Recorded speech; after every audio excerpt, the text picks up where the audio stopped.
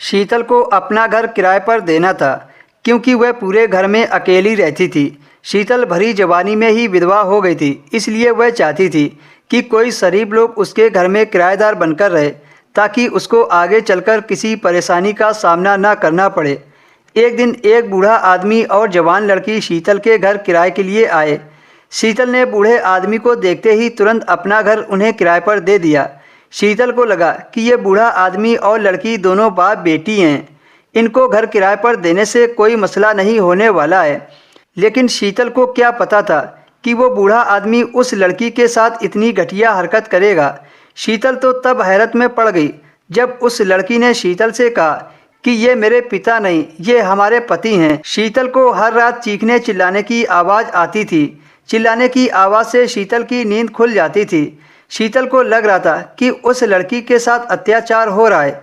एक दिन शीतल ने उस लड़की को बुलाया और रात में चिल्लाने की आवाज़ों के बारे में पूछा तो वह लड़की शीतल से गले लगकर रोने लगी और बोली, अगर आप मेरी मदद करना चाहती हैं तो ऊपर वाले कमरे में कैमरा लगवा दीजिए। शीतल लड़की की कैमरा वाली बात सुनकर बहुत हैरान हुई और सोचने लगी कि आखिर उस लड़की के साथ ऐसा क्या होता है जिससे उसके कमरे से रोज़ रात को चिल्लाने की आवाज़ आती है।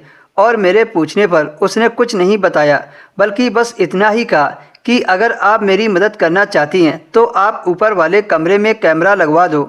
इससे आपको सब कुछ पता चल जाएगा कि उसका बूढ़ा पति रोज़ रात को उसके साथ क्या करता है।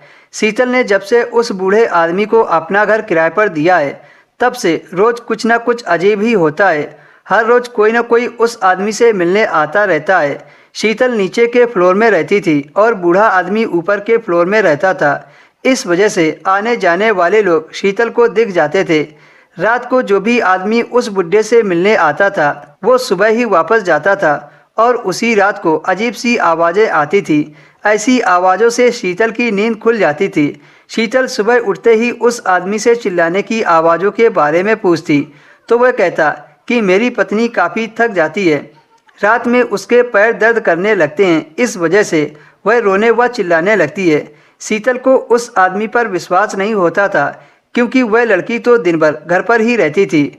ना वो बूढ़ा आदमी काम पर जाता था और ना ही वह लड़की अपने कमरे से बाहर निकलती थी।